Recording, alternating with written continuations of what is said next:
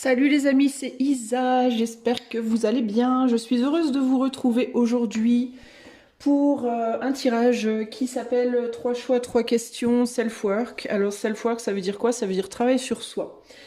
Ce qu'on va faire aujourd'hui, c'est que je vais vous faire choisir entre 3 choix, comme d'habitude. Dans chaque choix, il y aura 3 questions.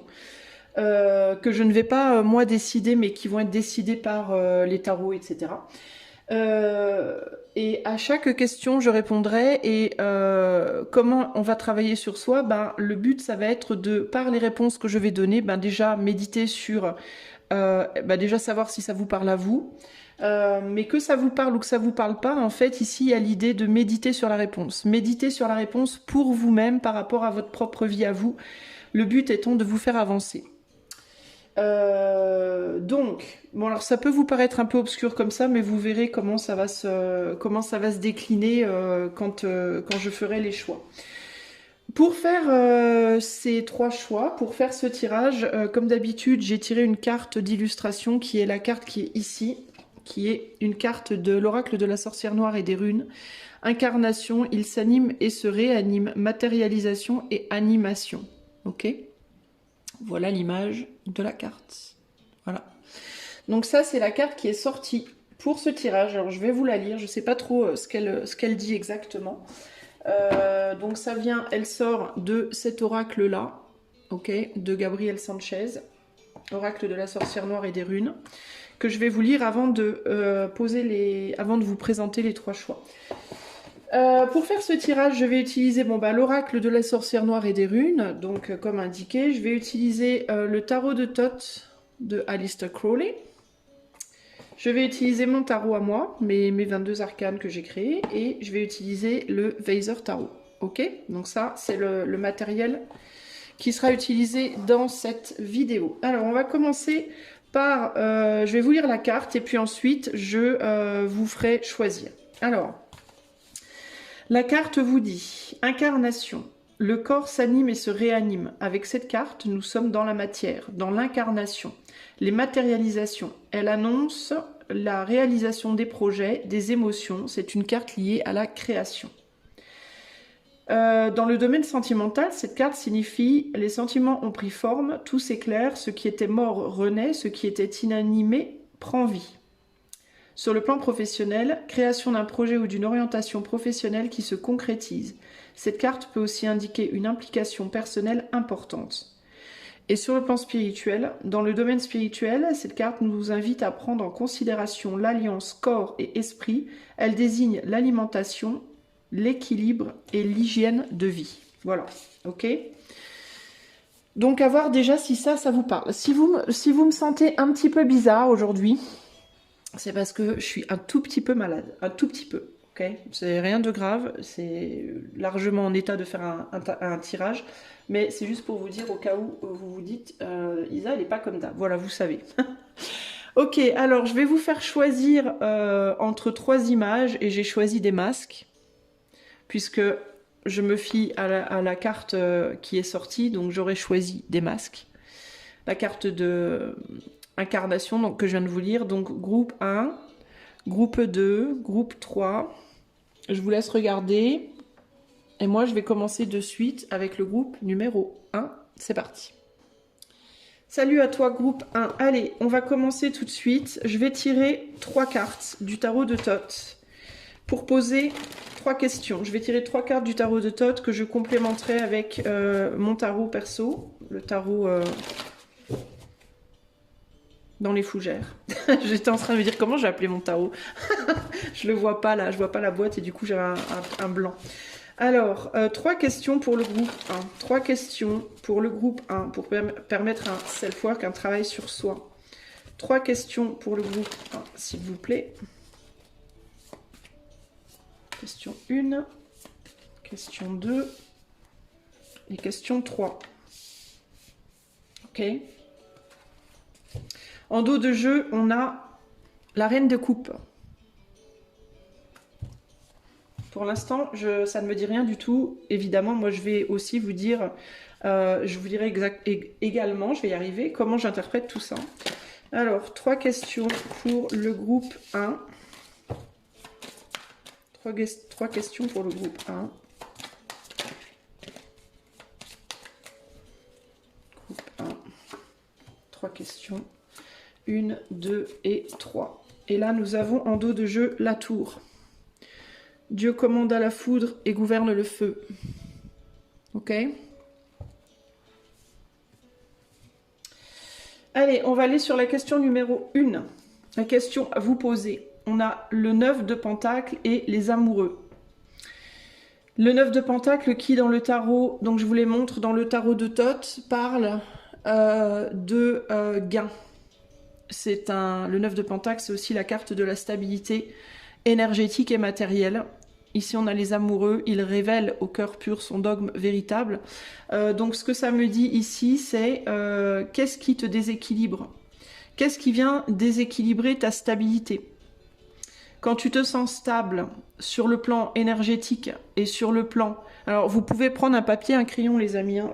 Là, on parle de travail sur soi, donc n'hésitez pas à mettre la vidéo en pause, à prendre un papier et un crayon, à noter les questions, éventuellement à noter les réponses et éventuellement après, enfin c'est pas éventuellement, c'est le but un peu de la vidéo, après à faire votre travail perso sur les questions et les réponses que je vais donner. Comment ça vous parle à vous et qu'est-ce que ça vous amène à l'esprit, comment ça vous fait évoluer vous, ok? Donc ici on a gain, donc on me parle de stabilité et avec les amoureux c'est le choix. Les amoureux c'est l'idée de changer d'avis, d'avoir un choix à faire, d'avoir du mal à se positionner justement. Donc quand tu te sens stable énergétiquement parlant, dans ton corps, dans tes énergies et également dans la matière, dans la matière, par exemple dans ta vie financière, dans ta matière, voilà. Quand tu te sens stable, quand tu te sens bien matériellement dans ta vie, qu'est-ce qui vient à chaque fois, si tu regardes en arrière, qu'est-ce qui vient à chaque fois déstabiliser ta stabilité? Qu'est-ce qui vient déstabiliser ta stabilité, qu'elle soit dans la matière ou qu'elle soit énergétique? Là, on ne parle pas de l'émotionnel, on parle de l'énergie au sens large. Ok? On voit ici que le 9 de Pentacle tombe du côté plutôt de la passion. Donc, quelles sont les passions qui viennent te déstabiliser quand tu te sens stable dans la matière ou dans le financier? Je vais te donner un exemple concret. Une passion qui pourrait venir te déstabiliser quand tu es stable financièrement, ça pourrait être, comme moi, t'es tarologue, admettons, t'adores les tarots, et quand t'es stable, ben, tu vas acheter des tarots. T'achètes 15 tarots, et des tarots chers, et du coup, ça vient déstabiliser ton équilibre matériel, ok? C'est un exemple, mais le but du jeu, c'est que tu réfléchisses pour toi, pour et par toi-même, à qu'est-ce que ça vient déstabiliser pour toi, ok? La question numéro 2, on a le 6 de Pentacle, on a à nouveau du Pentacle avec le succès. Et on a le Soleil. Son Soleil est la source où tout se renouvelle. Donc ici, qu'est-ce qui vient mettre en valeur ton succès, tes succès? Qu'est-ce qui t'aide qu'est-ce qui t'aide à mettre en valeur tes succès? Comment je pourrais verbaliser ça? Qu'est-ce qui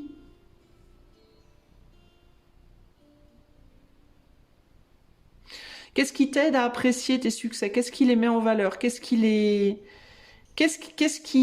encore une fois, en regardant dans ton passé, les moments où tu as été capable de te dire oh, je reconnais que dans tel domaine de vie, par exemple, j'ai eu du succès.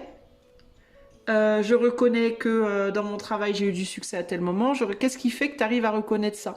Par exemple, dans quel état d'esprit tu es quand tu arrives à reconnaître tes succès? Là où tu as réussi quelque chose. Qu'est-ce qui... Alors c'est intéressant parce que là on a un faisceau lumineux qui éclaire la fougère, et la fougère, si on se reporte à cette carte-là, elle est dans la direction de Pluton et la Lune. Donc la Lune, on parle des émotions, du monde intérieur des émotions et voire de l'ombre justement. Et Pluton, alors je m'y connais pas trop bien au niveau des planètes, mais il me semble que Pluton, c'est la planète de la mort, de la destruction, c'est ça, des choses qui arrivent de manière assez... Est-ce que c'est Pluton ou Uranus? Je sais jamais trop. Je pense que c'est la planète qui est associée il me semble, au Scorpion, les transformations profondes et la mort. Alors tu pourrais aussi te poser la question, par exemple, de quelle transformation profonde, quelle fin et quel renouveau euh,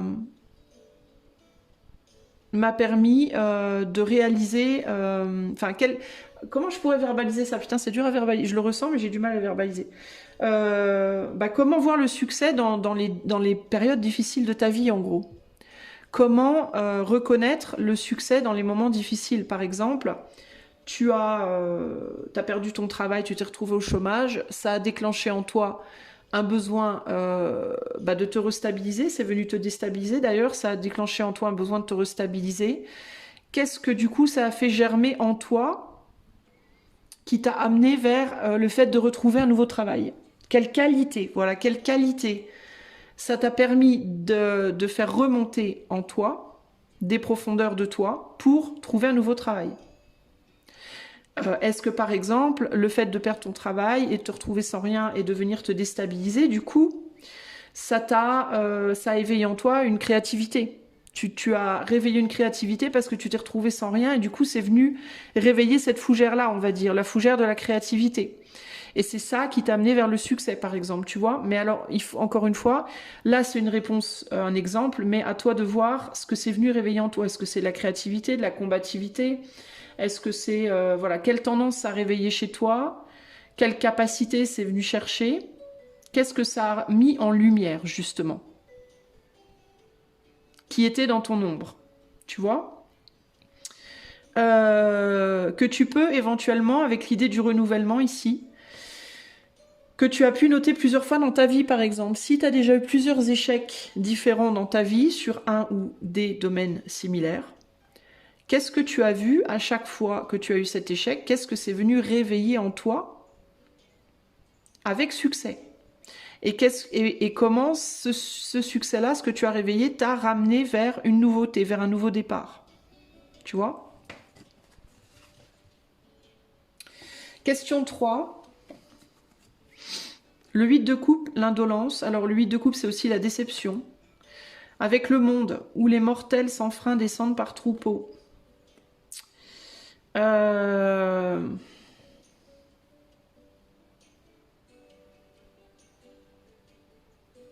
Alors la question ici...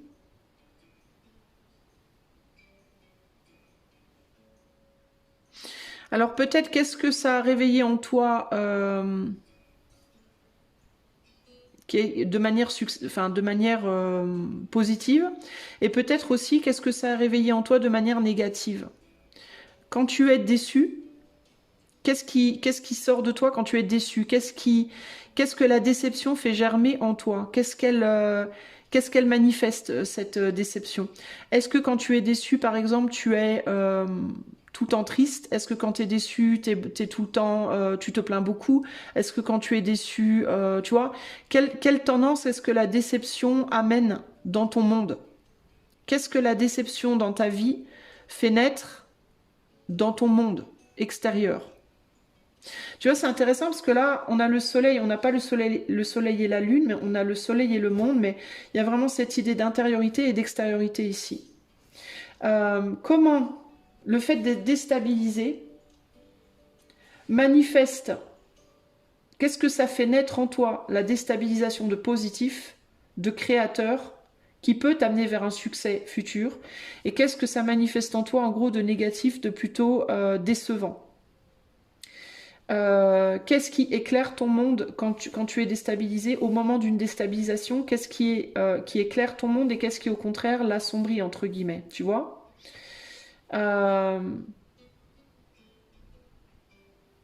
Avec la reine des coupes ici, vous pouvez vous concentrer peut-être plus sur les énergies sentimentales au niveau de ce tirage.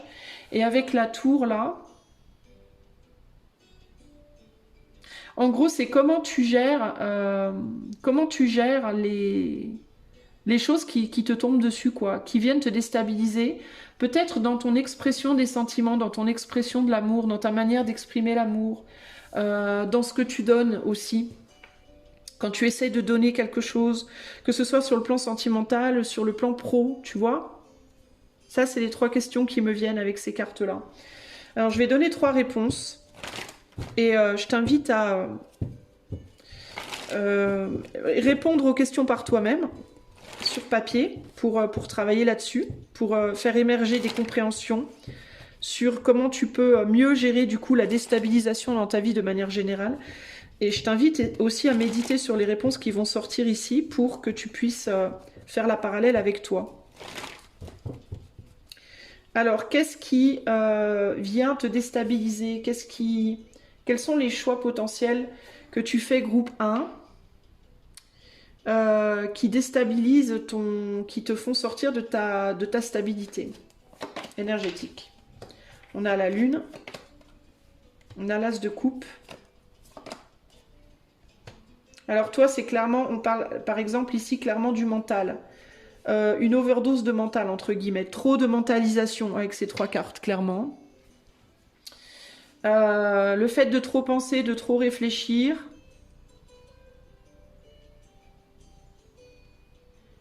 Il peut y avoir aussi le fait de trop nourrir, j'entends. Trop nourrir des pensées négatives, en fait, c'est ça l'idée.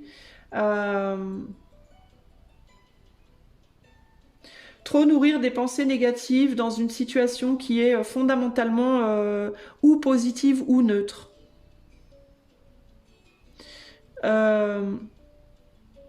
Il y a aussi ici, j'entends une tendance à la critique de ce que tu as réussi à stabiliser. Est-ce que quand tu réussis à te stabiliser, que ce soit sentimentalement ou dans ton travail, tu es tout le temps en train d'essayer de voir... Est-ce que tu es tout le temps en train d'essayer de voir la problématique là où il n'y a pas de problématique? J'entends ici la phrase pourquoi réparer quelque chose qui... Pourquoi vouloir améliorer quelque chose qui marche très bien? Tu vois? Par exemple, tu vas... je fais un jeu de tarot, là, je fais un tirage, admettons, ok, je fais mon tirage il se termine, tout s'est bien passé. Pourquoi ne pas juste en rester là? Pourquoi commencer à se dire, par exemple, ah ouais, mais j'aurais peut-être dû faire ça mieux. Ah ouais, mais ces cartes-là, je les ai pas mis dans le bon ordre. Ah ouais, mais ça, j'aurais pu l'interpréter différemment. Ah oui, mais gna gna gna gna. Et du coup, un tirage qui est parfaitement bien tel qu'il est, en fait, et qui n'a pas de problème fondamental, par des questionnements multiples, trop de questionnements, venir casser cette situation qui, en soi, était très bien comme elle était, en fait. Qui n'avait pas besoin d'être, entre guillemets, réparée, puisqu'il n'y avait pas fondamentalement de problème. Tu vois? Et le truc, c'est que je pourrais finir mon tirage et être contente de ce que je vais faire, et puis dans 1 heure, donc être stable dans l'énergie du tirage que j'ai fait, et dans 1 heure commencer à me dire, oh, j'aurais dû faire plutôt comme ci, plutôt comme ça, et du coup venir casser la stabilité que je venais juste de mettre en place. Tu vois? Donc peut-être toi, comment par tes pensées, quand tu fais quelque chose, peu importe ce que tu fais, hein, que ce soit quelque chose que tu dis à ton amoureux, ta manière de travailler, ta manière de t'habiller, ta manière de t'exprimer, peu importe, que tu vas faire à la base, on est plus du côté de la passion ici, de manière instinctive, on va dire. Comment tu viens questionner tes propres instincts? Comment tu viens questionner tes propres instincts dans ta manière de faire les choses, dans un souci de bien faire qui est trop important? Comment est-ce que le fait de vouloir bien faire peut parfois être destructeur? Tu vois, peut parfois justement casser ce que tu as créé et qui pourtant était abondant et stable.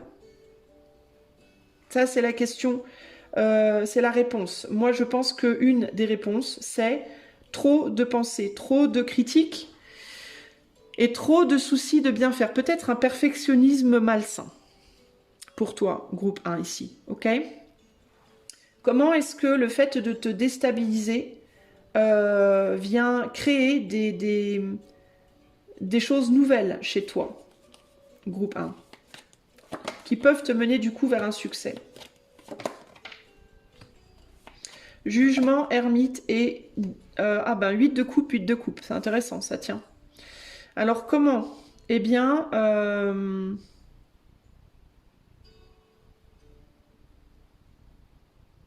en te souvenant... en te souvenant de... à chaque fois que à chaque fois que tu te sens déstabilisé et que tu es déçu de toi, que du coup, à la base, quelque chose qui te paraissait être vrai devient décevant parce que tu y mets trop de critiques.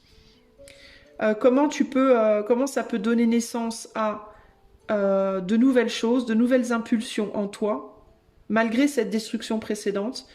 Eh bien, en te souvenant de pourquoi tu as fait ce que tu as fait à la base et de l'instinct pur que tu as eu qui lui était noble, qui lui était juste et qui lui était beau. Que certes, tu es venu abîmer avec des critiques trop fortes, peut-être trop de perfectionnisme, peut-être cette volonté de vouloir toujours mieux, toujours mieux, toujours mieux. Tu peux aller voir comment cela, finalement,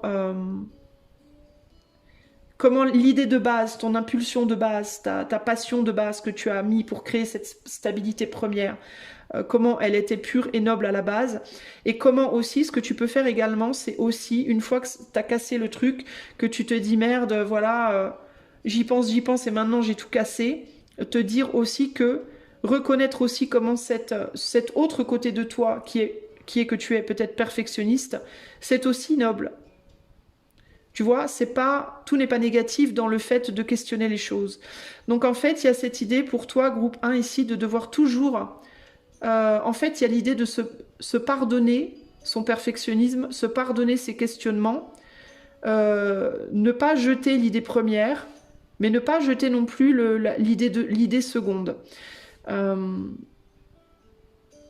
Laisser cette création très furtive derrière toi et avancer vers, entre guillemets, la prochaine déception.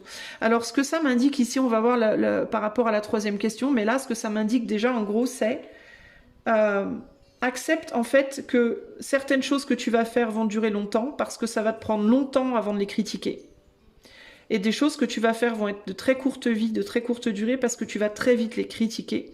Mais que globalement, il n'y a rien de mal dans le fait d'avoir fait ce que tu as fait à la base, ni de l'avoir questionné, ni de l'avoir transformé rapidement, en fait. Ici, j'ai vraiment cette idée de pardonne-toi tes échecs, pardonne-toi les... C'est pas des échecs, en fait. Pardonne-toi de la courte durée de vie de quelque chose. Parce qu'au final, c'est pas des échecs. Là où tu pourrais te tromper, justement, c'est peut-être en te disant que c'est des échecs. Et je pense que c'est peut-être bien ce qu'on va voir là. Le fait de se dire que c'est un échec, c'est pas forcément des échecs. C'est peut-être juste que ça avait une courte durée de vie. Il y a quelque chose de très éthéré là, avec le faisceau lumineux qui part de l'éther pour venir vers la terre et le jugement. Il y a vraiment cette idée qu'il y a une part que tu peux contrôler et une part que tu peux pas contrôler en toi. Et il est inutile de te blâmer pour la part que tu ne contrôles pas ou que tu n'as pas réussi à contrôler. Et c'est presque comme si on te disait ici, si tu n'as pas réussi à contrôler quelque chose dans ton attitude, qui au final a amené à une destruction ou à un échec, c'est peut-être tout simplement que tu ne devais pas réussir à le contrôler, c'est que ça devait être comme ça. Pourquoi ne pas simplement te dire que c'est l'éther qui a agi à travers toi pour venir perturber quelque chose qui avait une durée de vie très limitée? Là, j'entends comme, par exemple, quelqu'un qui aurait un enfant et dont la durée de vie de son enfant serait très très courte. Tu vois, y a des enfants qui sont nés pour vivre 3 heures, il y a des enfants qui sont nés pour vivre 3 mois, 3 ans, 30 ans, 300 ans. Non, c'est pas possible, pas encore. Mais on a chacun une date de péremption, entre guillemets. En tout cas, c'est ce que je pense profondément. On a tous une date de péremption. Et il y a des dates de péremption très très très courtes, comme les aliments que tu achètes au supermarché. Il y a des trucs qui vont littéralement périmer le lendemain. Il y a des trucs qui vont périmer au bout de 3 ans, tu vois. Et c'est au-delà de ton contrôle, en fait. Il y a une part que tu peux contrôler et une part que tu ne peux pas contrôler. En fait, ce que tu peux contrôler, c'est ce que tu vas en faire pendant que la durée de vie est là. Mais une fois que la date de péremption approche, tu perds le contrôle, en fait. Tu vois ? Par rapport à cette troisième question qui était de qu'est-ce que tu attires du coup de négatif dans ton monde quand quelque chose est déstabilisé, groupe 1, on a l'as de bâton, une abondance de quoi? De fuite. Attends. As de bâton, 10 de pentacle. Alors, qu'est-ce que tu attires qu'est-ce que la déception que tu ressens plutôt? Ah, j'ai compris. Alors, qu'est-ce que la déception que tu ressens quand tu es déstabilisé provoque de négatif, on va dire de plus pessimiste dans ton monde? La fuite du fait de tenter, la fuite du fait de prendre de nouvelles chances, de nouveaux risques, la fuite du fait d'essayer à nouveau. Une abondance de fuite, c'est-à-dire que tu veux plus. Il y a cette idée de déception et du coup je veux pas y retourner, je veux pas refaire parce que la première fois la durée de vie de ce que j'ai fait était très courte parce que très rapidement je suis venue questionner les choses et j'ai foutu en l'air les choses. Alors tu te blâmes, mais moi je pense qu'il faut pas te blâmer, hein, clairement, parce que ici l'idée de dans la perturbation, l'idée d'éther est très forte. C'est pas quelque chose nécessairement qui vient de toi, tu as la sensation que ça vient de toi. Mais moi je le ressens plus comme une action qui t'est soufflée par l'éther, l'action de critique, tu vois, de ce que tu as fait. Et ce que ça provoque de positif, ben, c'est l'idée de te dire si c'était comme ça, c'est que ça devait l'être. Quelque chose de nouveau renaîtra, il y aura une possibilité d'autres succès plus tard. Et le négatif, ça va être de te dire bah, je vais pas y retourner, je vais pas retenter en fait, parce que je n'arrive pas à me défaire de l'abondance de cette des coups de bâton entre guillemets, de l'abondance de coups de bâton entre guillemets énergétiques que ça m'a procuré de me déstabiliser dans cette stabilité que j'avais. Voilà. En gros, c'est ça l'idée. Ici, on a sur la tour cette image de, tu vois, arrête de te blâmer, parce que tu vois ici l'éclair qui frappe la personne. En fait, c'est un éclair qui vient du dessus, donc de l'éther, et elle vient sur la personne, sur la tête, donc transmettre des choses dans le mental de la personne. Tu vois? Du coup, la personne, elle agit, là, elle a coupé un arbre, et elle se blâme. Elle agit, puis ensuite elle se blâme. Et là, c'est comme si l'oiseau venait lui dire, ben, il faut qu'il y ait une part de toi qui réalise ce que tu as fait, mais il faut qu'il y ait une part de toi aussi qui comprenne que tu n'es que partiellement responsable, dans le sens où la seule partie responsable de toi, c'est ta conscience, mais il y a aussi l'inconscient qui vient de l'éther, qui agit, qui est en action ici. Donc, peut-être être un peu plus indulgent serait ici, pour toi, groupe 1, la chose à rematérialiser, l'indulgence. Pour l'indulgence envers toi-même qui te permettra de retourner te battre, de reprendre part. Tu vois là, tu veux pas, tu fuis là. Tu pourrais mêler ce bâton. Tu as une abondance de possibilités ici. Tu pourrais aller te mêler au monde autour de toi. Tu pourrais aller te mêler à la vie à nouveau pour construire des choses. Mais tu veux pas le faire parce que tu as été déçu. Et tu as été déçu parce que tu avais une forme de stabilité.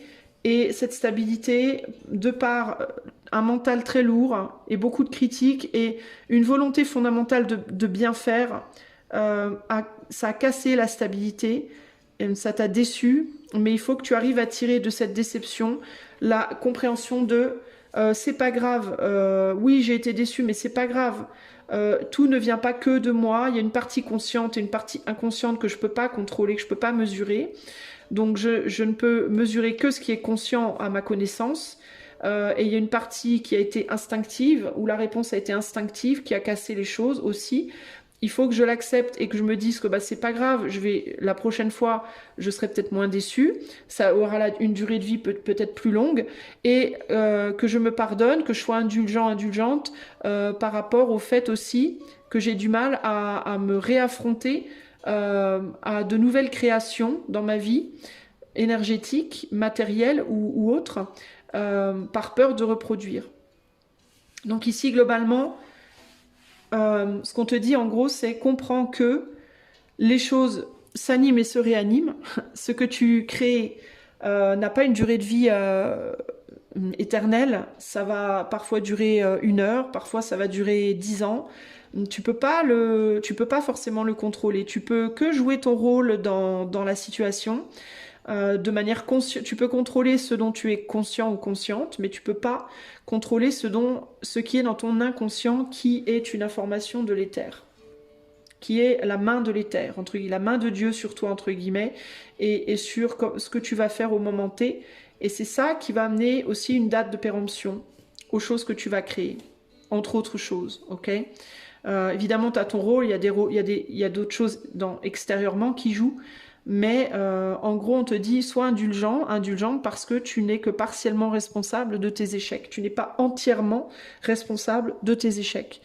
Donc, apprends les leçons pour le futur succès qui sont positives, tire le positif de la situation pour les futures recréations, mais ne te blâme pas, ne sois pas déçu, n'attire pas dans ton monde la fuite par rapport à de nouvelles créations, justement. Ok ? Voilà ce que je peux te dire, groupe 1. Voilà les choses sur lesquelles on t'invite aujourd'hui à méditer, véritablement. Donc, encore une fois, tu peux revenir en arrière, noter les questions, pourrais par toi-même, et essayer de trouver tes propres réponses pour faire ta propre analyse. C'est un petit coaching, en fait, si tu veux. D'ailleurs, je vais peut-être changer le titre. Je vais peut-être mettre coaching... Coaching 3 choix, 3 questions, tiens, ça peut être plus sympa. Voilà pour toi groupe 1, j'espère que cela t'aidera à te coacher, à évoluer dans ta vie. Moi je te fais des bisous. Si tu veux un coaching intuitif avec moi pour aller plus loin ou une consultation cartomancie, le lien de mon site est en barre de description. Et voilà, je te fais des bisous, je te dis à bientôt. Et ah oui, j'ai oublié de dire, merci beaucoup pour ta souscription à la chaîne. Des gros bisous, à bientôt. Salut à toi, groupe 2. Allez, on va aller tout de suite voir les 3 questions pour toi, sur lesquelles, d'un point de vue de l'éther, on va te demander de te pencher. Alors, c'est un peu un coaching, si tu veux. Après le choix 1, là, j'ai eu envie de renommer le tirage coaching 3 choix, 3 questions. Parce que c'est un peu du coaching, en fait. Je vais poser des questions que tu peux noter sur un papier si tu veux faire ce travail pour et par toi-même. Je vais y répondre et je vais t'inviter à méditer sur les réponses que moi je vais te donner et aussi à chercher tes propres réponses à ces questions, ok? Des questions qui vont inviter des questionnements, qui vont inviter des réponses pour t'aider à travailler sur toi présentement. Alors, pour le groupe 2, 3 questions pour le groupe 2. Question 1, question 2... Question 3. Et là, on a en dos de jeu, on a le désir. Le désir qui est aussi la carte de la force, mais dans le tot, c'est le désir. Alors, je vais rajouter 3 cartes à moi. Alors, 3 questions pour le groupe 2. 3 questions pour le groupe 2, sur lesquelles se pencher. 1, 2, et là, on a la roue de la fortune. La roue de fortune. Des cieux et de nos jours, il règle chaque phase. On parle de l'éther, hein, n'est-ce pas? Alors, question numéro 1. On a le pape et donc le hiérophante ici. Et le mage. Tiens non. On jette des savoirs ici, on les jette, le mage là il balance tout, hein. J'en ai ras-le-bol d'être un mage, en tout cas de manière traditionnelle, clairement. La tradition me casse les bonbons. D'ailleurs c'est intéressant parce que je vous ai fait choisir des masques et regardez on a 4 masques là, à chaque coin de la carte, intéressant. Peut-être que t'as pas vraiment envie de faire ce tirage groupe 2, peut-être que tu te dis ah non ça va me casser les bonbons, je le sens. C'est peut-être ça. J'en ai ras-le-bol de la tradition, j'en ai ras-le-bol des gens qui me disent ce que je dois faire. Il y a un côté comme ça. Ici, tout annonce une cause active intelligente.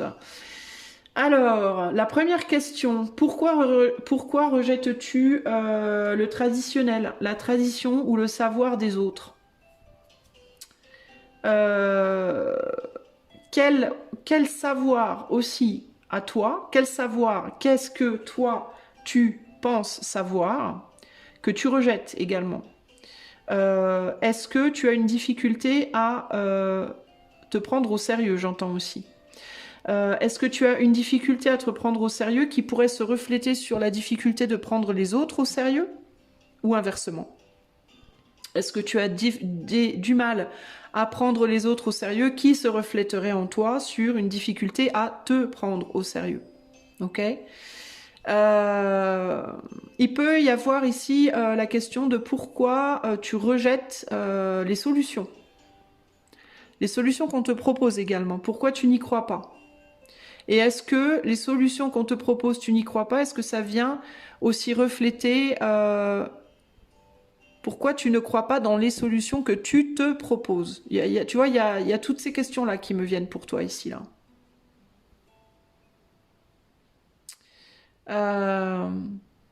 Qu'est-ce que tu cherches, en fait? Ce qui me vient aussi, c'est qu'est-ce que tu cherches?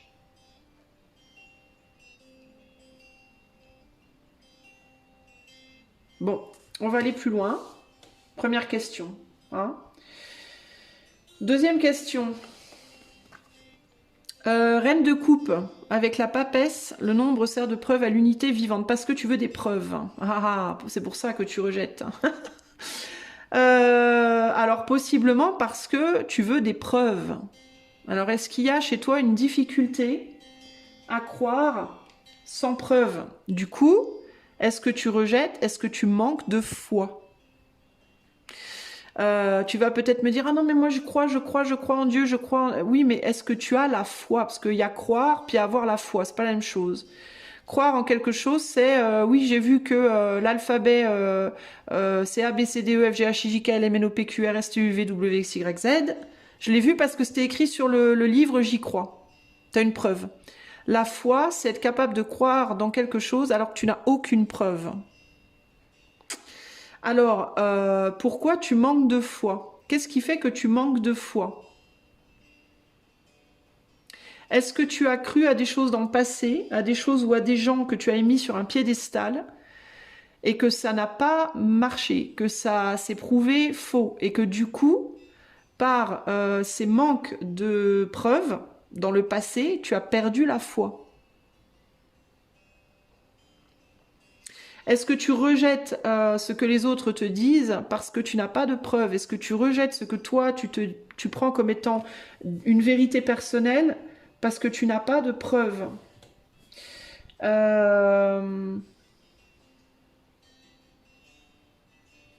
Attends, je réfléchis sur les autres choses qui pourraient me venir là. Sur cette deuxième question, la reine de coupe, c'est le fait d'ouvrir son cœur à la sagesse. Et donc à la sagesse des autres autant qu'à la sienne, qu'à sa propre sagesse. Et c'est le fait aussi de donner la sienne, hein, parce que la reine de coupe, elle accueille, mais elle donne aussi hein, de la sagesse. Hein. Alors ici, la deuxième question qu'on va te poser, c'est si tu n'es pas capable de croire dans les autres, comment vas-tu croire en toi? Si tu ne peux pas prendre les autres au sérieux, comment vas-tu te prendre au sérieux? Si tu ne peux pas prendre la sagesse des autres au sérieux, comment peux-tu prendre ta propre sagesse au sérieux? Et si tu ne peux rien prendre au sérieux, comment peux-tu avoir foi en quoi que ce soit? On est beaucoup dans la... On a la papesse et le pape quand même ici. Hein. Donc comment donner une sagesse extérieurement si tu n'as pas foi en ta propre sagesse intérieure? Et comment avoir foi en ta propre sagesse si tu n'as pas foi en celle des autres? Tu vois? D'une certaine manière, c'est les questions qui me viennent ici. Question 3. L'as d'épée et l'étoile. Vesper et sa rosée obéissent à Dieu. Et qu'est-ce qu'il faut faire pour obéir à Dieu? La première chose, ça va être d'avoir foi en lui. Parce que tu ne peux pas obéir à Dieu si tu n'as pas foi en lui. Et avoir foi en Dieu, ben là, pour le coup, tu ne peux pas croire en Dieu. Il faut avoir... Enfin, disons que y croire n'est pas suffisant, parce que croire implique une preuve. Alors que avoir foi implique un dévouement aveugle en termes de... je n'ai pas de preuves, mais je continue à croire néanmoins, je continue à avoir la foi. D'ailleurs, on a une étoile qui ressemble un peu à un fou ici, dans le sens où elle ne regarde pas où elle met les pieds, cette étoile. Hein. Elle regarde en l'air. Hein. Elle a foi. Hein. Elle a foi de là où elle met les pieds. Elle a foi en sa bonne étoile aussi. Hein. Alors peut-être que toi, tu as une capacité que tu n'as pas besoin en fait de dogme, que tu n'as pas besoin justement du dogme du pape, que tu es capable de... Alors le côté négatif, on va dire ici, enfin négatif si on peut dire ça, le fait de ne pas croire, de ne pas avoir foi dans les autres, de ne pas avoir foi dans la sagesse des autres, ni dans la sienne du coup. Est-ce que tu manques de confiance en toi en fait véritablement? Tu manques de confiance dans les autres et peut-être aussi en toi. Je note que sur cette épée il y a... Alors je sais pas ce qui est écrit mais ça me fait penser à des runes bizarrement. C'est pas des runes mais ça m'y fait penser, bref. Les runes, en fait, c'est rune, ça veut dire secret. Tu vois, c'est le savoir qui n'est pas su, véritablement, ici. Et c'est exactement, c'est intéressant parce que justement, c'est ce qui me parle. Alors attends, moi j'ai plein de choses qui me viennent, mais j'ai besoin de mettre de l'ordre dans mes pensées et d'arriver à verbaliser tout ça. Euh,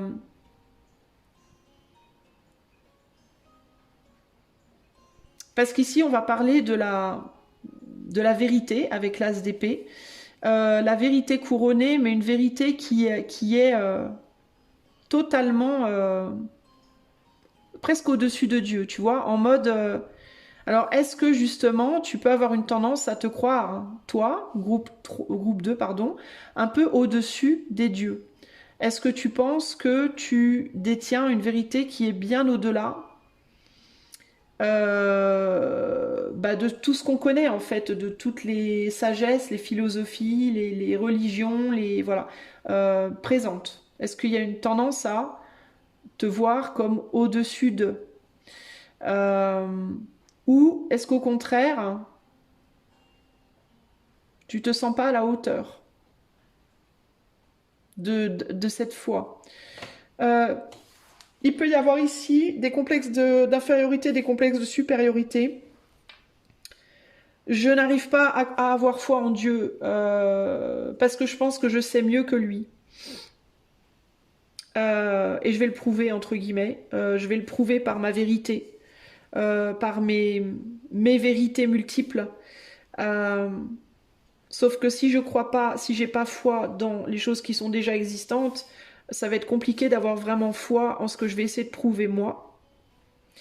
Ou alors l'inverse, je n'ai pas foi en moi, du coup je n'arrive pas à avoir foi dans ce qui existe déjà. Euh, Alors j'essaie de trouver mes trois questions. Alors pourquoi déjà tu manques de foi? Pourquoi tu n'y crois pas? Pourquoi tu n'en veux pas? Pourquoi tu rejettes ces choses-là? Pourquoi tu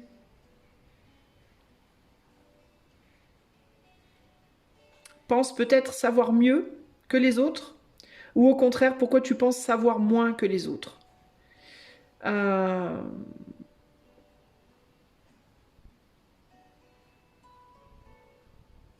Avec la roue de la fortune aussi, il y a l'idée comme ça du changement de posture, du changement de position. Euh,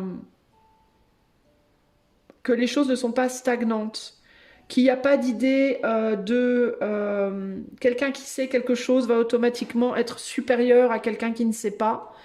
Il me vient ici aussi l'idée de la question de, comme on dit en anglais, ignorance is bliss, c'est-à-dire le fait de ne pas savoir, en fait, c'est un vrai cadeau. Parce que le non-savoir amène à la recherche. Le fait de ne pas savoir amène à une envie justement de trouver la vérité. Alors comment est-ce que ce rejet de la force des autres, de la force de connaissance des autres, t'amène en même temps à une fermeture et en même temps à une ouverture. Voilà. T'amène en même temps à une ignorance et en même temps à une connaissance. Et comment cela change en fait? Comment tu peux en fait avoir les deux? Comment il n'y a pas véritablement de... Alors ici, il n'y a pas à te culpabiliser. Hein. On ne te parle pas de te culpabiliser parce que tu rejettes la vérité des autres. Ok, c'est pas ça l'idée. C'est on te questionne sur comment le rejet d'un dogme ou pas d'un dogme, mais le rejet d'une sagesse. Voilà. Comment le rejet d'une sagesse ou d'une puissance d'exprimer une sagesse, d'une capacité à exprimer sa sagesse, son savoir, sa philosophie de vie, etc. etc. Comment en même temps ça te ferme à, ta capacité à croire en toi et comment en même temps ça t'ouvre à ta capacité de croire en d'autres choses. Là, on est vraiment sur la croyance, sur la foi, sur hum, ne pas prendre la connaissance, la philosophie, la sagesse, la, le savoir, voilà, le savoir, comme étant une fin en soi, mais plutôt comme quelque chose qui évolue tout le temps. Un savoir peut augmenter, diminuer, un savoir peut être vu sous différents prismes, différents angles, et en fait n'a pas vraiment de finalité. Là, ici, il y a aussi avec cette idée-là, cette épée et cette étoile, l'idée, quand je vous disais tout à l'heure d'être au-dessus de Dieu, il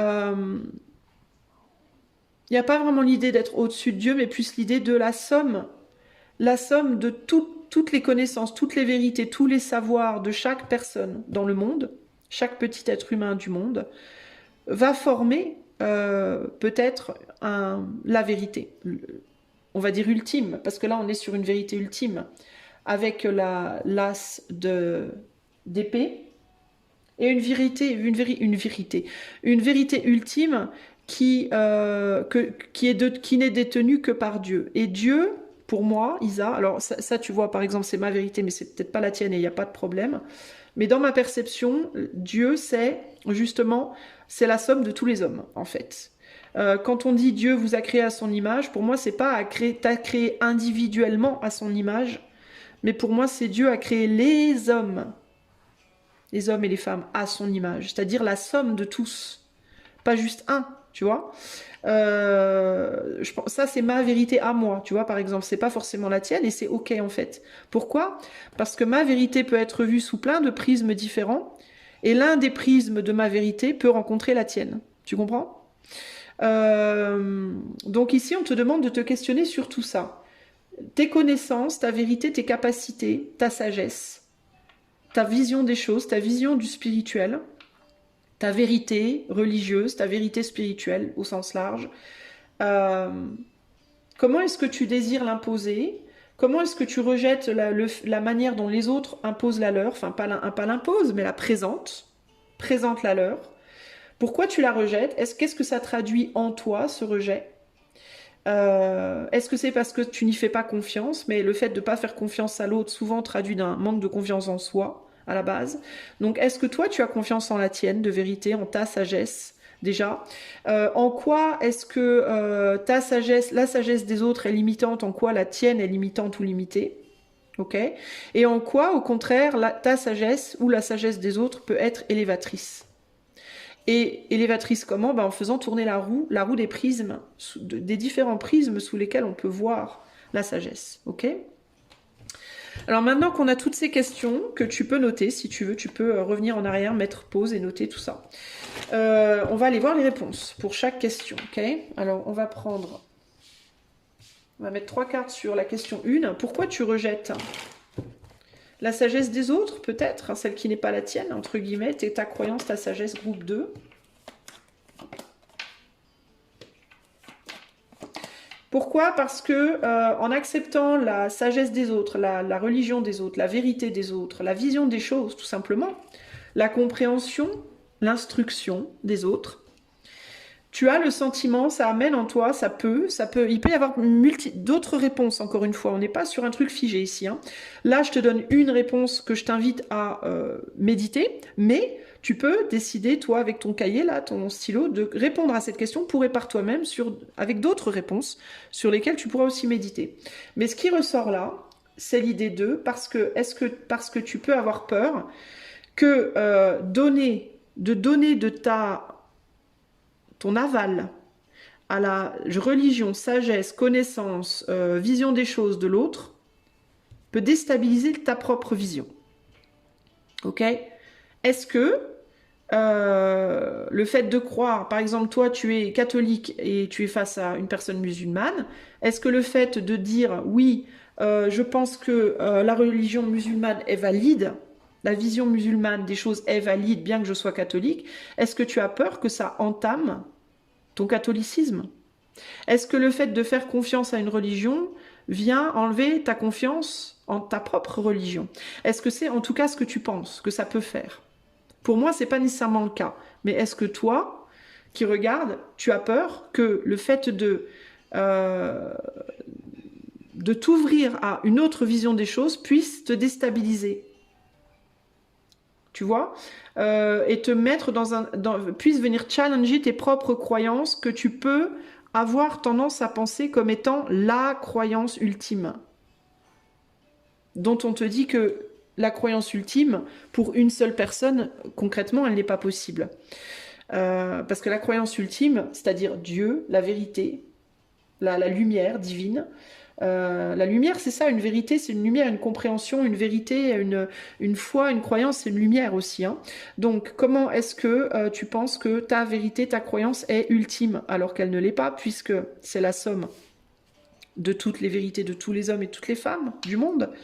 Mais comment tu penses que toi, tu détiens la vérité, en gros, tu vois? Comment est-ce que cette croyance que tu détiens la vérité est en même temps, peut-être en même temps enfermante et en même temps libératrice? Et comment tu peux faire pour ne pas te blâmer de penser détenir cette vérité, ni de t'ouvrir à la vérité de l'autre, tu vois? Deuxième réponse. En quoi le fait de ne pas faire confiance à la vérité de l'autre peut être déstabilisant pour toi, peut te faire manquer de confiance en toi. En quoi ça peut t'empêcher aussi peut-être de manifester la tienne. C'est-à-dire de la montrer, la tienne, tu vois. Comment peut-être est-ce que le fait de t'engager, de t'ouvrir à la vérité d'une autre personne, te donne la sensation que tu peux pas montrer la tienne. Parce que t'as la sensation, quand tu t'ouvres à la vérité d'une autre personne, que ça vient déstabiliser la tienne.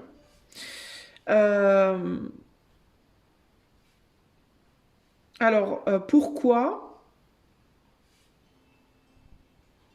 Parce que... parce que du coup, la réponse ici, ce serait parce que peut-être que ça te donne envie, peut-être que tu as peur d'être... Peut-être qu'il y a des peurs inconscientes en toi, des craintes inconscientes de t'ouvrir du coup à une autre vérité, et que cette autre vérité pourrait te donner la sensation de te trahir toi, de te laisser tomber toi. Il peut y avoir l'idée ici, par exemple, de si moi Isa, pour te donner un exemple, pourquoi? Parce que si moi Isa, demain je deviens catholique, j'aurai la sensation de trahir mon originalité, ma propre vérité, ma propre souveraineté. Tu vois? Ça peut être ça l'idée. La sensation consciente ou inconsciente ici avec le 2 d'épée. J'aurais plus tendance à dire inconsciente en réalité. La peur de se perdre en l'autre, en fait. La peur de perdre sa valeur personnelle à travers l'autre. En allant fusionner, en fait, avec l'idée de l'autre, donc son énergie d'une certaine manière. En fait, il y a une peur de la fusion dans ta réponse, là, pour moi. Il y a une peur de fusionner avec une autre personne, avec la vérité d'une autre personne, par peur d'une coupure, d'une séparation de soi, du moi. Et voire même de Dieu, du coup. Hein. Parce que si tu penses que toi, tu connais Dieu et tu connais sa vérité, tu peux avoir peur en écoutant quelqu'un d'autre de te séparer de Dieu d'une certaine manière, de te couper de lui, de perdre peut-être cette connexion-là. Tu peux, toi, penser que tu as une connexion très spéciale avec l'éther, et il n'y a pas de problème, hein, tu as le droit, et tu peux avoir peur que ça vienne mettre en péril cette connexion-là, tu vois. Il y a l'idée de...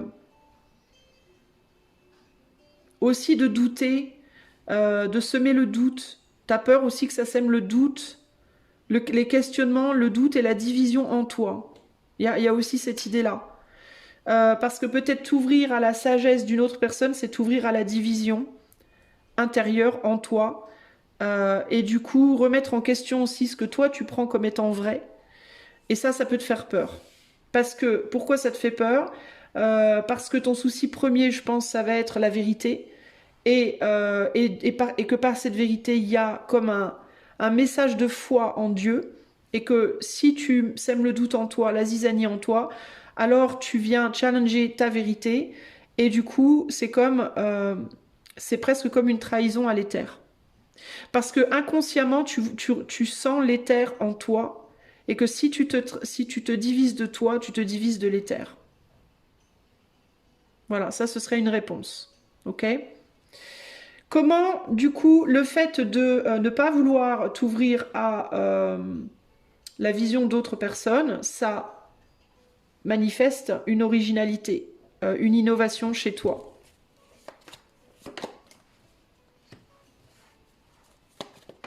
Parce que ça... Oh, intéressant, elle s'est retournée celle-là, dans mes mains. Dans ma main, elle s'est retournée. Elle a fait une pirouette. Donc je la garde comme telle. Ben, comment? Ben, parce que ça crée un manque.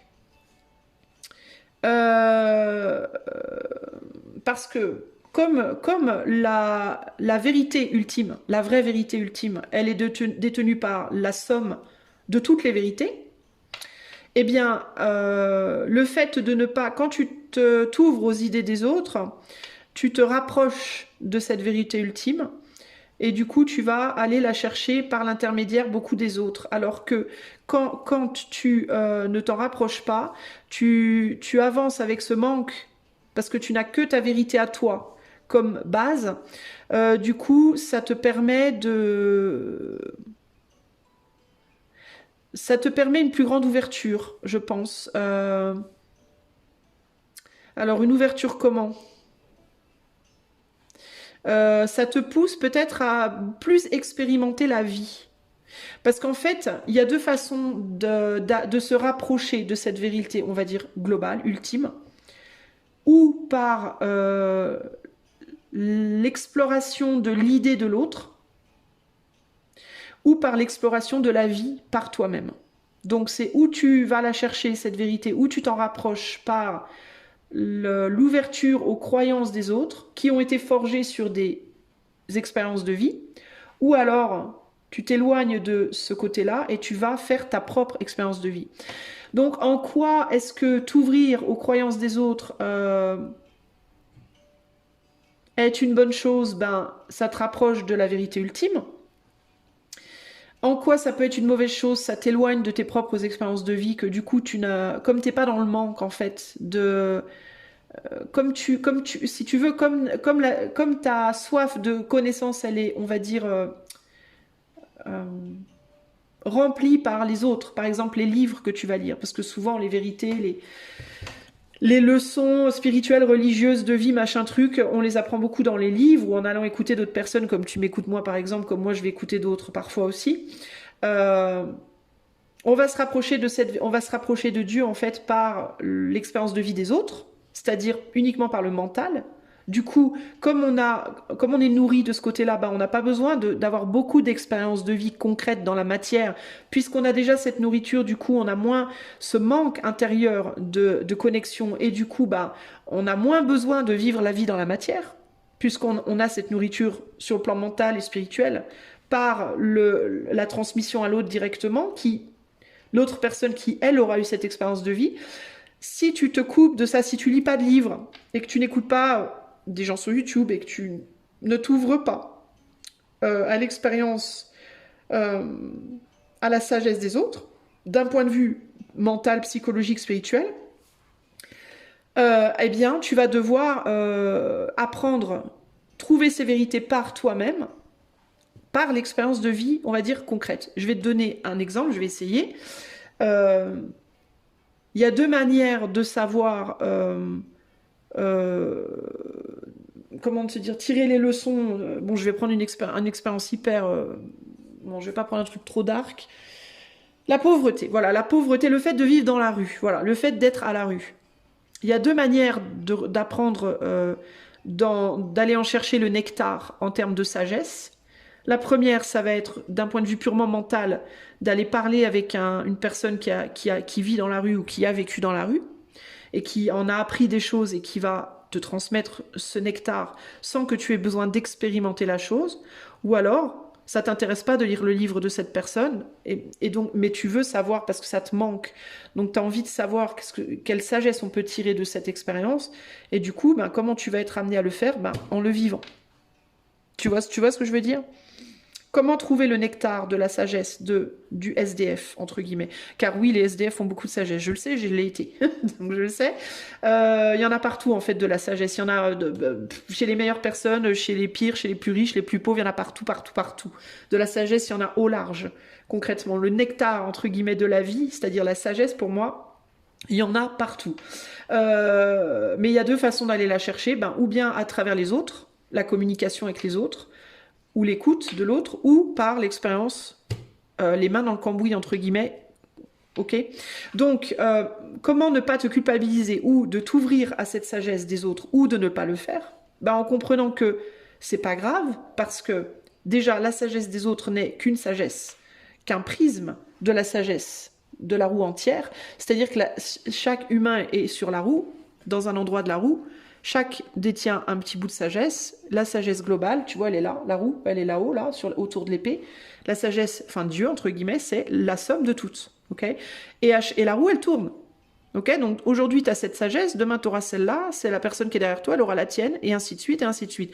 Et on n'est pas tous au même niveau, au même moment. D'accord? Donc, comment te déculpabiliser? Quelle que soit ta manière d'aller chercher, entre guillemets, la sagesse, ben, en te disant que de toute façon, tu es dans cette vie tu fais partie de la roue, tu es dans la roue, donc de toute façon, tu auras les sagesses, elles vont être présentées, et elles te laisseront présenter ou bien par la transmission, par les livres, par exemple, ou bien par l'expérience, ok? Comme à l'école, où tu apprends en théorie, les livres et les transmissions religieux, etc., différentes religions, de différents savoirs, ou alors par l'expérience. Tu as ou bien t'as la théorie à l'école et la pratique. Il y a des enfants qui apprennent beaucoup mieux par la théorie. Il y en a d'autres, comme moi, hello, team pratique, hello, qui apprennent beaucoup mieux en faisant les choses, concrètement. Voilà. Donc, mais il n'y a pas ici d'idée de mieux ou pire, par contre. Il n'y a pas de mieux ou pire, parce que la roue, en fait, tu vois, on te la montre comme ça, mais la roue, elle est... Regarde comment elle est représentée sur cette épée qui est l'épée du destin et de la vérité. Là, on te la représente à la verticale en mode « je suis plus haut que toi, tu es plus bas que moi ». Mais la réalité, c'est qu'on n'est pas ni plus haut ni plus bas. On tourne pas comme ça. On tourne comme ça.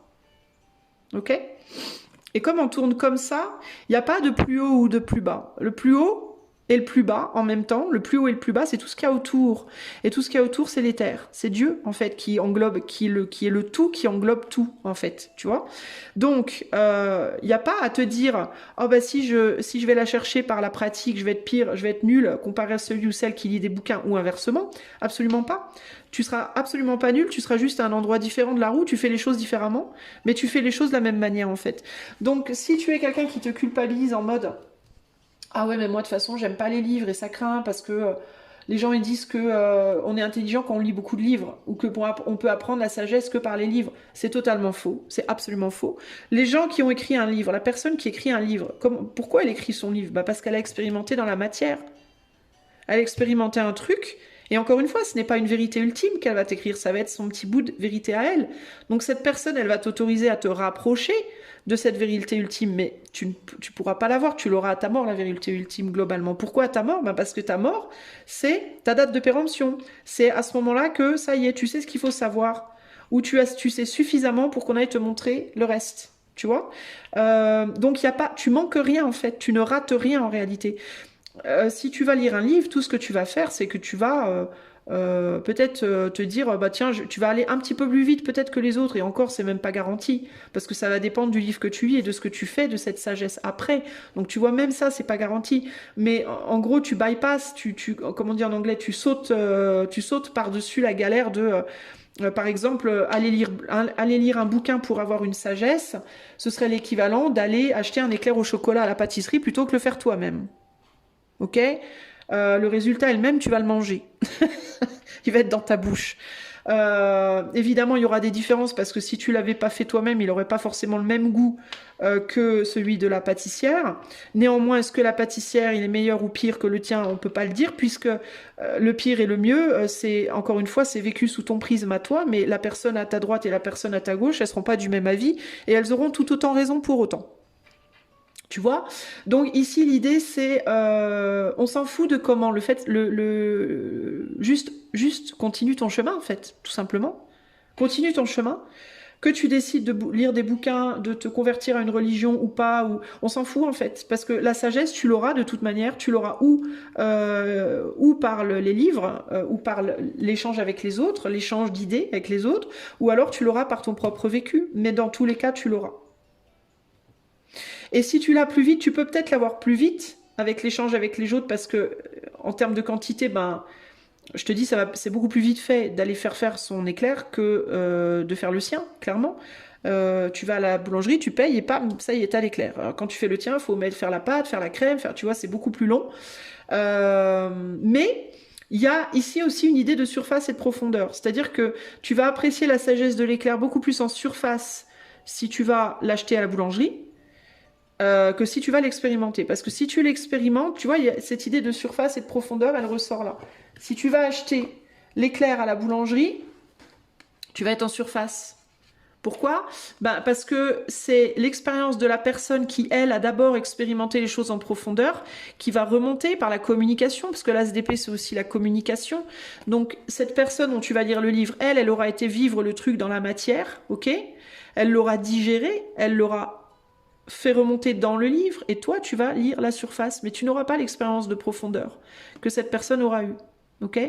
Donc, tu auras une sagesse beaucoup plus de surface. Alors que si tu vas l'expérimenter par toi-même plutôt que lire le bouquin, tu vas, toi, expérimenter les choses en profondeur.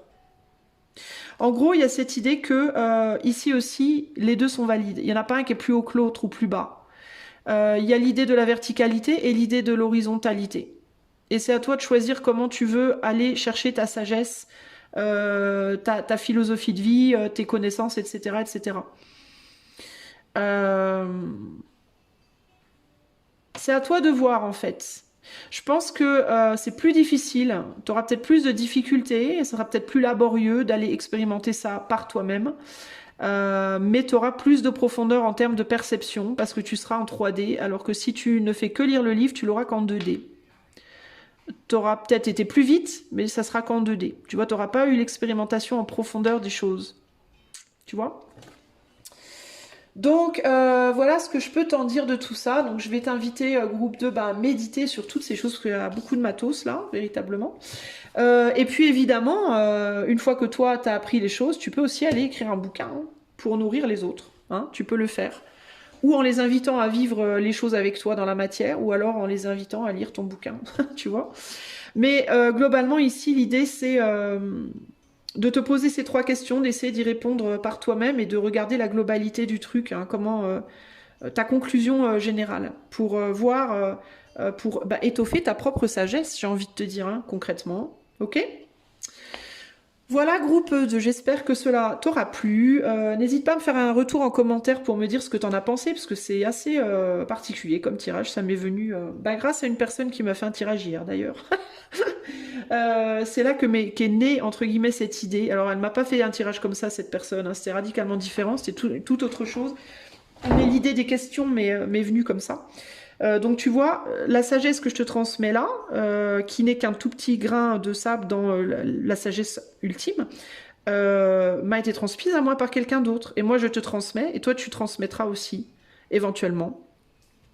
Ou en parlant, parce que tu auras des compréhensions par rapport à tes propres recherches et tu transmettras également. Donc tu vois, tout circule en fait, hein, et c'est ok, il n'y a pas de problème. Voilà ce que je pouvais te dire en tout cas. Je tiens à te remercier groupe 2 pour ta souscription à j'allais dire à la chienne, oh bah bravo, à la chaîne, ou ta souscription à la chienne si tu as une chaîne également. Je tiens à te remercier pour elle. Si tu veux aller plus en profondeur avec moi par le coaching ou la cartomancie, je t'invite à utiliser le lien de mon site qui est en barre de description. Ok? Je te fais des gros bisous groupe 2 et je te dis à bientôt. Ciao ciao. Salut, salut mon ami du groupe 3. Alors c'est parti, trois questions. Trois questions, plusieurs réponses. Coaching, mini coaching pour toi aujourd'hui. Groupe 3, je vais aller voir tout de suite quelles sont les questions que l'on veut poser au groupe 3 aujourd'hui. Allez, c'est parti. Question 1, question 2, question 3. En dos de jeu pour toi, on a la fortune, la roue de la fortune. Ok. Je rajoute 3 cartes de mon tarot. Alors, quelles sont les 3 questions que l'on veut poser au groupe 3 aujourd'hui? Question 1, question 2, question 3. Et ici, nous avons la lune. La lune, tantôt pleine, tantôt noire, lune noire. Bon, question numéro 1. La lutte et le diable, le mauvais est l'esprit d'orgueil et de colère. Alors toi, il y a quelque chose par rapport au bien et au mal, clairement, avec la lune pleine et la lune noire. Et la lutte et le diable, clairement, on est sur une problématique de bien et mal.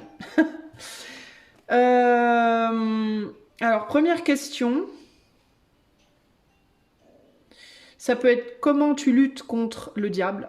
Déjà, j'ai envie de te dire, qu'est-ce qui pour toi est le diable? C'est la première chose que je vais... là, il va falloir que tu définisses qu'est-ce qui pour toi est le diable. Alors là, on parle d'esprit d'orgueil et de colère. Alors ça peut être... comment tu luttes contre l'orgueil et la colère en toi et ou pourquoi tu luttes contre l'orgueil et la colère en toi. Justement, est-ce que tu diabolises l'orgueil et la colère? Et si oui, pourquoi?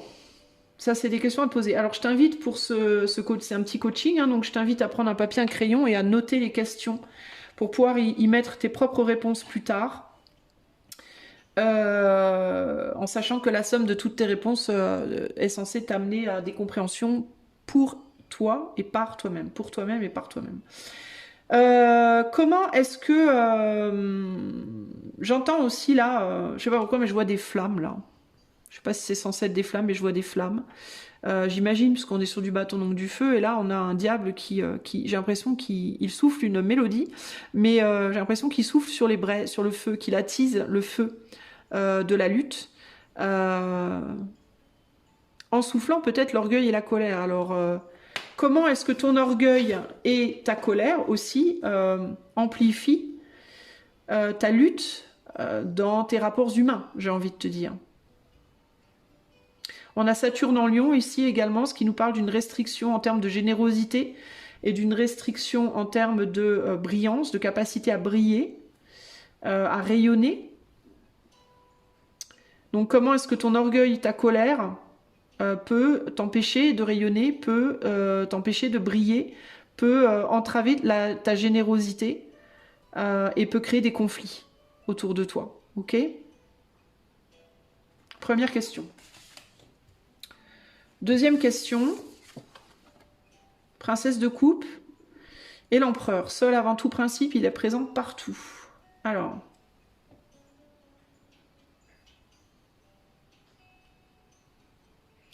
Comment tu... alors, ce qui me vient avec ces deux cartes-là, tout de suite, c'est comment tu rejettes l'amour des autres.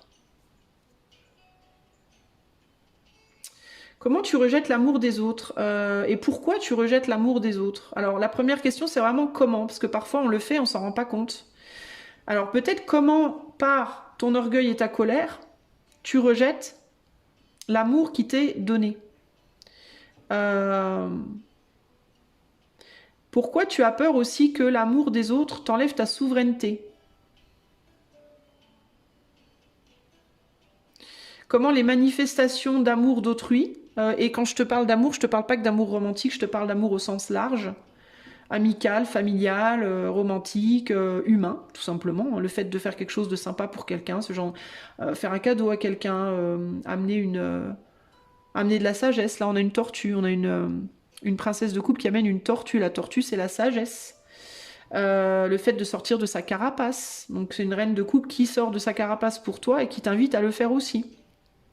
Comment est-ce que ça, le fait que quelqu'un sorte de sa carapace envers toi ou te demande de le faire, comment ça peut déclencher chez toi de la colère ou de l'orgueil et pourquoi? Pourquoi tu rejettes ça? En quoi tu as peur que ça te retire un pouvoir, ton pouvoir d'empereur, tes principes? En quoi ça vient de challenger tes principes et ton pouvoir personnel? Ça, ce serait ta deuxième question. On va aller voir. Je suis désolée si tu entends des petits bruits chelous, c'est mon ventre qui gargouille, j'arrive pas à manger. J'ai faim. Troisième question. Le 2 d'épée avec la force. La paix et la force. Riche en miséricorde et puissant pour punir. Tu veux pas, tu te laisses pas aller vers la paix. Alors le 2 d'épée, c'est aussi le déni et c'est aussi l'aveuglement, le fait de ne pas y voir clair. Alors, pourquoi le fait de ne pas voir comment quelque chose pourrait t'amener un apaisement t'empêche de t'autoriser à y aller? Ce serait ta troisième question. Pourquoi est-ce que le fait de ne pas pouvoir voir d'emblée comment une situation pourrait t'amener la paix, une forme d'apaisement ou une forme de paix, le fait que tu ne puisses pas le voir avant de t'ouvrir à elle, à cette situation, t'empêche d'y aller? Parce que là, tu vois, on a un... D'ailleurs, c'est intéressant parce que je te parlais du lion qui est là, et là, on a à nouveau le signe du lion qui ressort sur ma carte. C'est intéressant. Le lion, donc cette figure que moi j'ai voulu masculine, bon ça se voit pas, mais voilà, retient la mère qui, elle, retient son enfant. Tu vois? Et l'enfant veut lutter contre sa mère, elle veut lutter contre cette personne. Donc en fait, elle fait à son enfant ce qu'on lui a fait. Tu vois, il y a l'idée de faire subir à l'autre au nom de. Tu vois? Et là, on a une autre personne encore qui, elle, essaye d'amener la paix, justement, je pense. Sauf qu'on veut pas la voir. Parce qu'on voit pas comment, en acceptant cette fleur, ça résoudrait cette problématique-là. Tu vois? Donc, elle la prend pas, la fleur. Et c'est exactement le questionnement. Pourquoi est-ce que tu t'empêches de prendre... pourquoi est-ce que ton orgueil ou ta colère t'empêche de prendre cette fleur qui t'amènerait la paix du coup? Parce que s'il y en a un qui lâche l'autre pour prendre la fleur, ça amènera forcément la paix. Tu vois? Ça cassera une chaîne de peut-être de colère et d'orgueil, justement.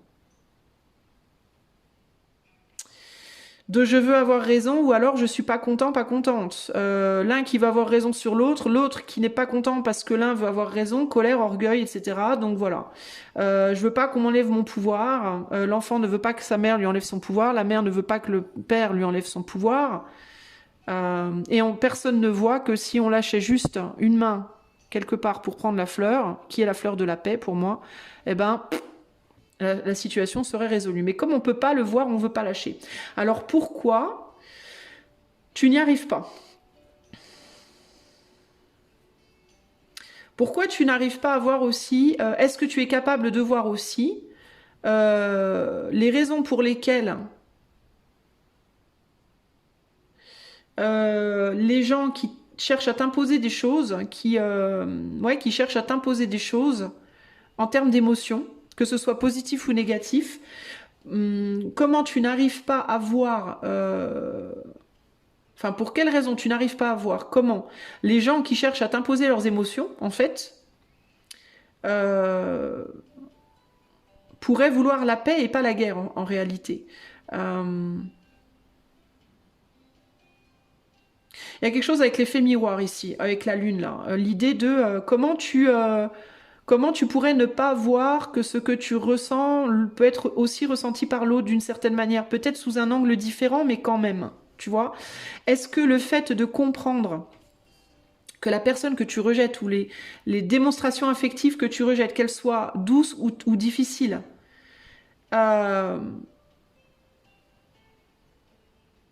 viennent de quelque part, viennent d'un aveuglement, pourraient t'aider à être plus dans la compassion. Par exemple, une personne qui réagit envers toi avec qui réagirait envers toi avec orgueil et colère. Pourquoi est-ce que comment est-ce que tu peux ne pas voir chez cette personne que son orgueil et sa colère viennent peut-être du fait qu'à un moment donné, il ou elle a souffert des mains de quelqu'un d'autre, par exemple, tu vois. Est-ce qu'en fait, cette dernière question, pour moi, ce serait, est-ce que tu acceptes vraiment aussi bien l'ombre que la lumière chez l'autre? Et si tu ne l'acceptes pas, pourquoi? Pourquoi tu ne veux voir les choses que d'un côté et pas d'un autre?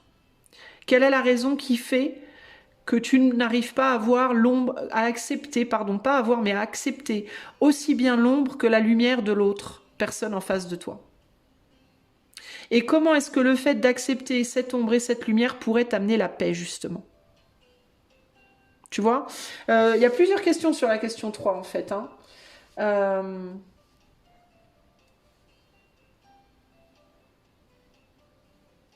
En fait, c'est le déni ou le refus d'accepter ou de voir un côté de l'autre.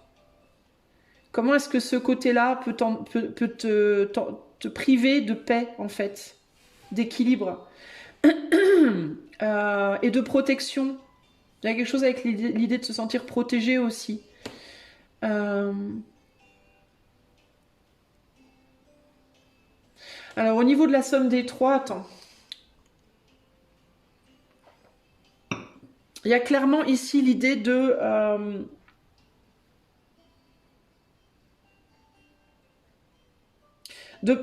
peur de perdre son pouvoir personnel si on n'arrive pas à... si on accepte de voir les deux côtés de quelqu'un d'autre, en fait. Alors, est-ce que le fait que tu n'arrives pas à affronter, j'ai envie de dire à affronter, une partie de l'autre qui te paraît menaçante, du coup, peut refléter une difficulté à affronter une partie de toi qui peut te paraître menaçante? C'est un peu ce qui me vient là, tu vois?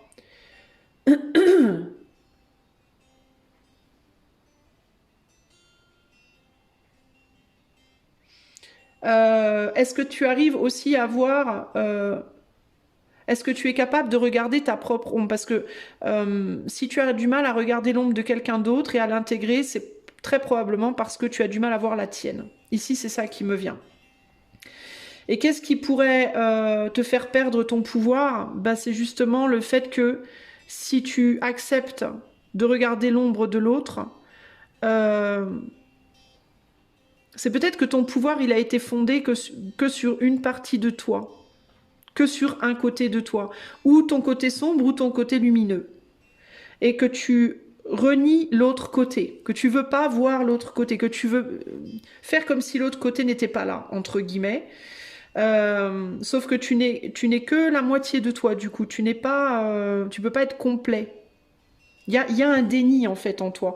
Et c'est comme si ce déni en toi, d'une partie de toi, cette autre personne qui voulait ouvrir ses sentiments, son cœur, peu importe de quel type de relation on parle, peu importe si cette personne elle ouvre ça en positif ou en négatif, donc pour t'exprimer de l'amour ou de la colère par exemple, c'est comme si ça, est-ce que ça ne t'amène pas du coup à voir, est-ce que ça ne met pas devant tes yeux cette partie de toi que tu renies, que tu veux pas voir? D'où la raison pour laquelle tu la rejettes, tu veux pas la voir, tu veux pas l'entendre, et du coup, tu te retrouves à devenir orgueilleux, orgueilleuse, colérique en réaction à ce qu'on peut te montrer. En gros, est-ce que c'est pas envers toi-même est-ce que c'est pas à toi que tu en veux quelque part?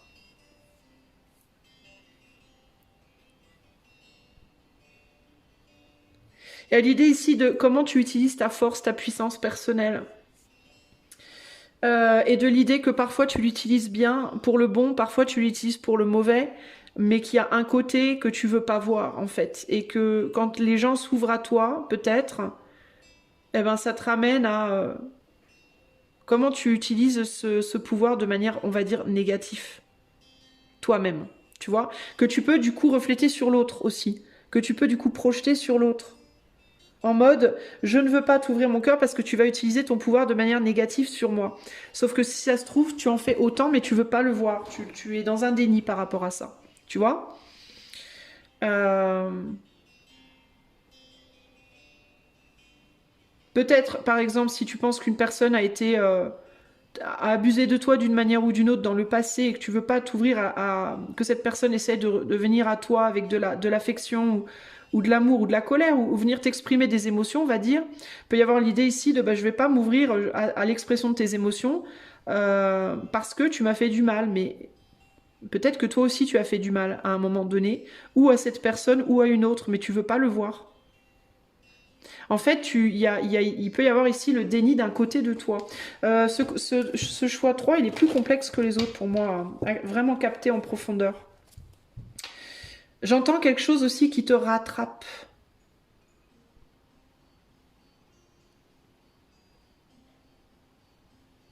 Alors, il peut y avoir aussi l'idée de vouloir confronter les autres à leur propre... à leur propre... Oh, attends, il y a un truc qui me vient là. Attends 2 secondes. Euh,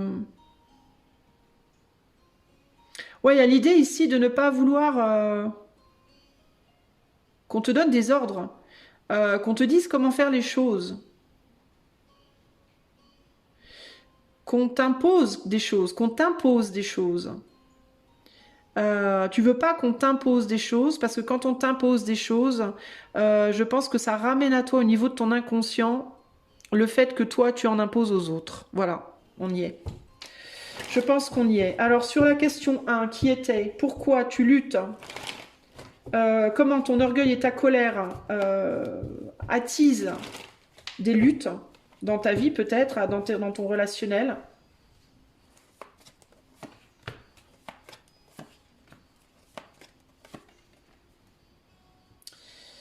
Euh, parce que en faisant preuve de colère et d'orgueil, tu empêches la liberté d'autrui en fait. Bah oui, c'est ça. Tu répresses la liberté d'autrui, tu répresses aussi la capacité d'autrui à agir peut-être avec immaturité. Une immaturité qui a sa légitimité, qui a sa place, puisque l'immaturité, en réalité, bah, c'est ton enfant intérieur, ni plus ni moins. L'immaturité, concrètement, être immature, c'est être enfantin ou enfantine. Réprimer le côté immature d'une autre personne, c'est en gros réprimer son enfant intérieur de s'exprimer, c'est empêcher son enfant intérieur de s'exprimer. Il est possible que, alors pourquoi, comment est-ce que ton orgueil et ta colère peuvent créer des conflits autour de toi, attiser des situations d'opposition et de lutte dans ta vie avec les autres au niveau relationnel, j'entends plus là, euh, bah parce que tu réprimes l'immaturité des autres par ta vision des choses. Tu viens en fait brider un besoin d'explorer. Alors, si on ne parle pas de relationnel, si on parle de ta vie, comment ton orgueil et ta colère créent des problématiques dans ta vie, des blocages dans ta vie, bah parce que ta colère et ton orgueil brident ton immaturité, ou pas nécessairement ton immaturité, mais peut-être le côté bride le soleil dans ta vie, bride la lumière, viennent mettre de l'ombre en fait à ce qui peut jaillir dans ta vie. Ça vient, si tu veux, ça vient brider le mouvement du cheval, là. Tu vois, ce qui est sauvage, ce qui est libre, toutes les idées, toutes les choses qui pourraient arriver dans ta vie, les opportunités, les éclairs de compréhension, les révélations, tu vois, ça vient brider tout ça. Euh, le courant de ta vie, le courant de la vie. Ça bride le courant de ta vie, en fait. Le côté sauvage de ta vie, le côté imprévisible des choses, et créatif du coup, et léger et joyeux, et ça bride la joie aussi. Euh,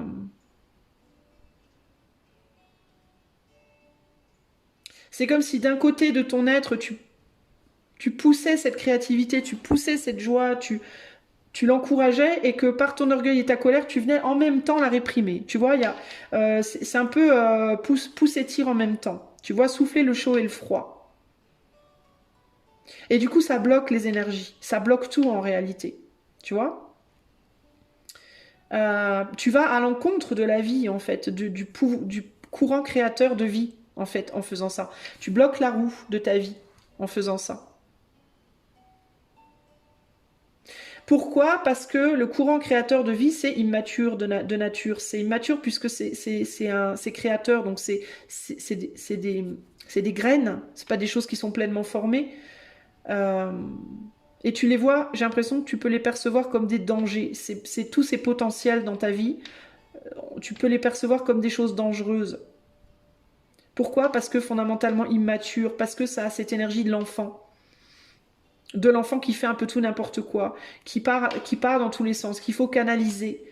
Euh, et que tu veux canaliser en fait en étant dans la colère et l'orgueil, c'est comme si tu cherchais à canaliser cette énergie enfantine par la brutalité, par la force, euh, plutôt que par la compréhension et la douceur qu'on te demande, on te demande de faire preuve ici. Pourquoi tu rejettes l'amour dans ta vie, les choses qui viennent à toi? On est sur une princesse ici, donc on est sur des bourgeons, les bourgeons qui s'ouvrent. Pourquoi tu rejettes? Pourquoi, comment plutôt?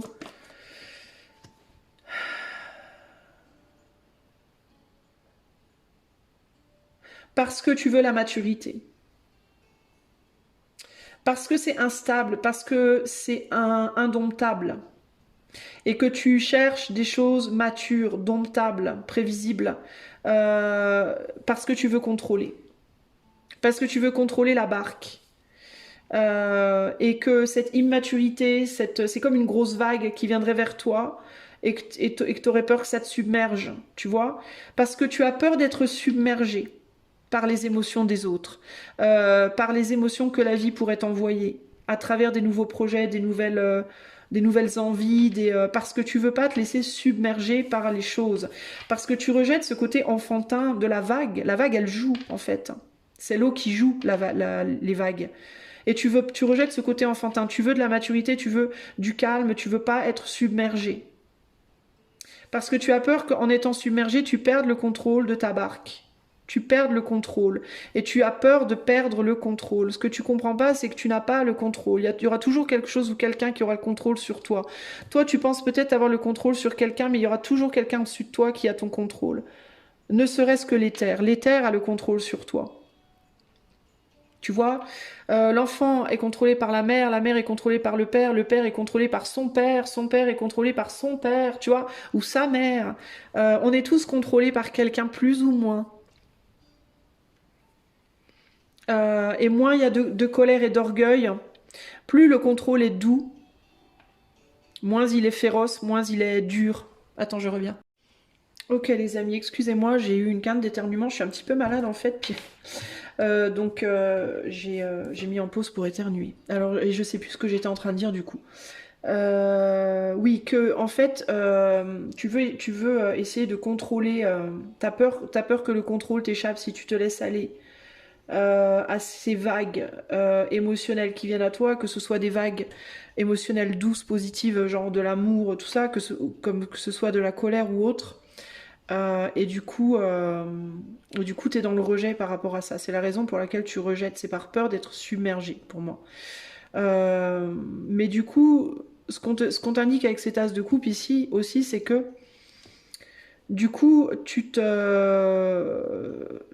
t'auto-sabotes parce que dans cette submergence, je sais pas si ça se dit, il y a aussi une guérison. Il y a aussi la graine de la guérison. Euh, on guérit par la joie. C'est la joie qui permet la guérison. C'est la joie et c'est le fait de relâcher des émotions. Alors, il y a la guérison comment? Ben, si c'est toi qui t'autorises à relâcher des émotions de manière qui peut faire preuve d'orgueil face à la nécessité de devoir relâcher des émotions, tu t'autorises pas du coup à guérir. Parce qu'en relâchant des émotions, on s'autorise à guérir. De la même manière, si tu n'autorises pas les autres à relâcher leurs émotions, qu'elles soient positives ou négatives, par orgueil ou par colère ou contrôle, enfin ultimement c'est par contrôle, eh bien tu les autorises pas à lâcher leurs émotions et donc aussi à guérir. Et dans certains cas, à guérir la relation. Hein.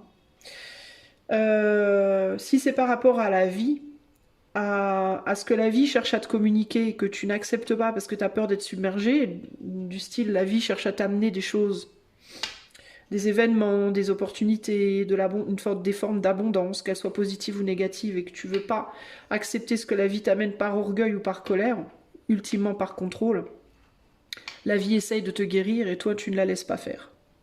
Parce qu'à travers tout ce qu'elle pourrait t'amener, il y a des guérisons.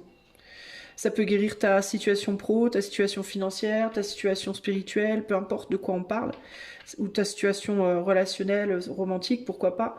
Et sauf que si tu n'acceptes pas ces opportunités, tu n'autorises pas la vie à te guérir, à sa façon.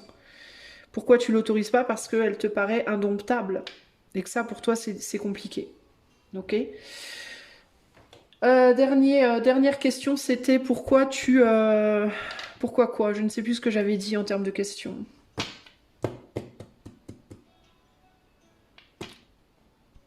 Comment tu rejettes la paix, en fait?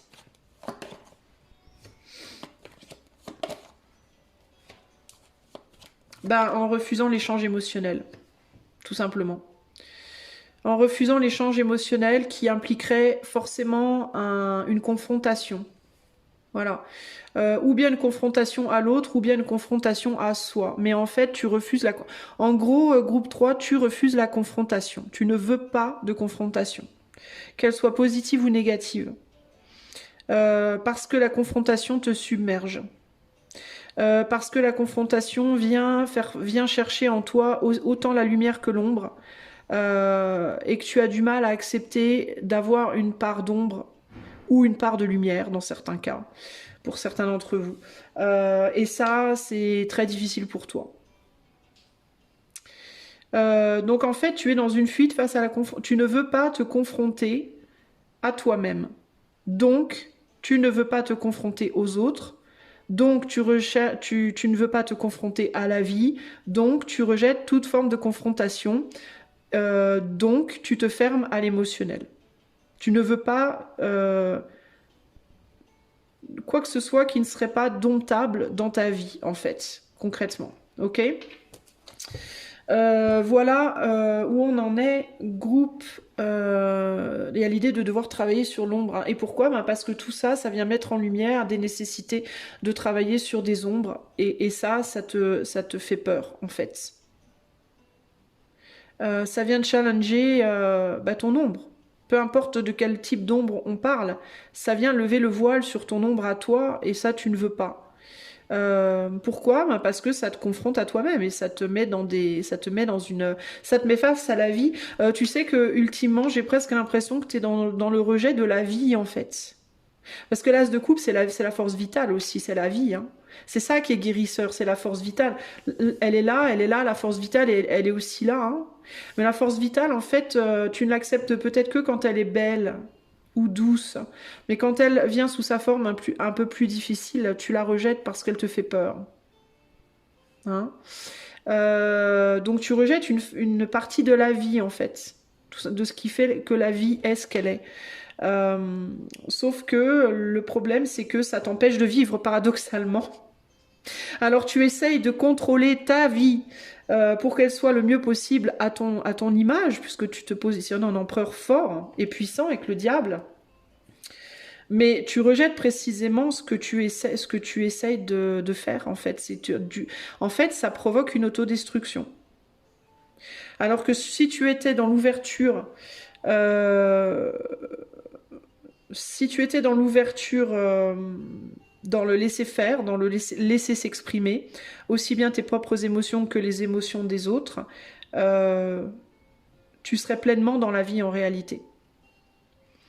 Et du coup, tu vivrais ta vie, alors paradoxalement, dans un contrôle parfait au final. C'est-à-dire, c'est où euh, tu contrôles la vie et